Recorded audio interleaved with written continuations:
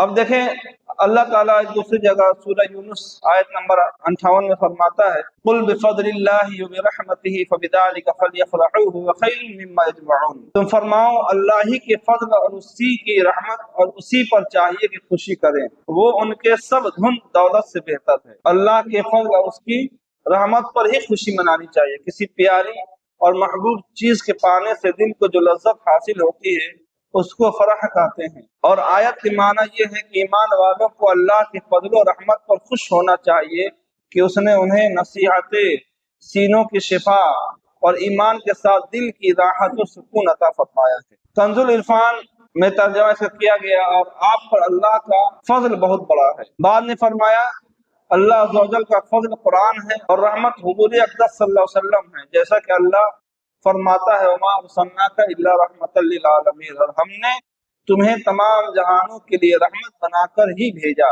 اور اگر بالفرض اس آیت میں متعین طور پر فضل و رحمت سے مراد سرکار دو عالم صلی اللہ علیہ وسلم کی ذات مبارکہ نہ بھی ہو تو جداگانہ طور پر اللہ کے رسول صلی اللہ علیہ وسلم یقیناً اللہ تعالیٰ کی عظیم ترین فضل اور رحمت ہیں۔ لہذا فن تفسیر کے اصول پر کہ عموم الفاظ کا اعتبار ہوتا ہے خصوص سبب کا نہیں، اسی کے مطابق ہی نبی کریم صلی اللہ علیہ وسلم کی ذات مبارکہ کے حوالے سے خوشی منائی جائے گی، خواہ وہ میلاد شریف کر کے ہو یا معراج شریف منانے کے ذریعے۔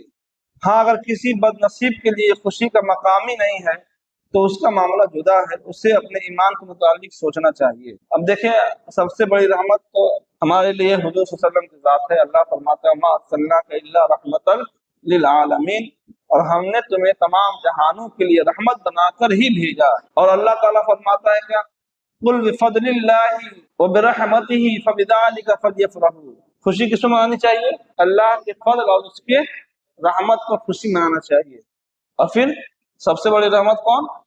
نبی کریم صلی اللہ علیہ وسلم، تو پھر ان کی پیدائش پر خوشی کیوں نہ؟ اب جو لوگ روتے ہیں کہ اسی دن حضور صلی اللہ علیہ وسلم کی وفات ہوئی تو ہمیں غم منانا چاہیے، تو نے اب دیکھو تم غم منا لو، ہم خوشی منا لیتے ہیں۔ ہم کہتے ہیں آپ غم منا لیں۔ دیکھیں نہ کرنے کے ہزار بہانے ہیں، کرنے والوں کے لیے کرتے سب سننی ہی۔ کب کہتے ہیں کہ نبی کی پیدائش 8 کو ہوئی یا اس تاریخ کو ہوئی، 12 ربیع الاول کو نہیں، ہم کہتے ہیں جس تاریخ کو تمہارے نزدیک صحیح ہے اسی تاریخ کو تم منا لو، اور نہیں منائیں گے، نہیں کریں، کرنا ہی نہیں ہے، مقصد ہی نہیں ہے۔ تو ایسے لوگوں کی بات میں ہرگز نہ آئے، اور اللہ تعالیٰ یہ سب سے بڑی نعمت حضور صلی اللہ علیہ وسلم ہے، ان کی پیدائش کی خوشی منائے، گھروں میں جھنڈا لگائے، گھروں کو سجائے، یہ سب سے بڑی خوشی ہے۔ اور اس شاعر نے کیا ہی اچھا شعر کہا ہے نثار تیری چہل پہل پر ہزار عید ربیع الاول، اے ربیع الاول تیرے اوپر تو ہزاروں عید قربان ہیں، تیرے تو صدقے میں سب کچھ ملا، ملا تو تیرے صدقے میں، جو بھی ملا ساری خوشیاں تیرے صدقے، تجھ پر تو ہزاروں عید قربان۔ تو کہتے ہیں نثار تیری چہل پہل پر ہزاروں عید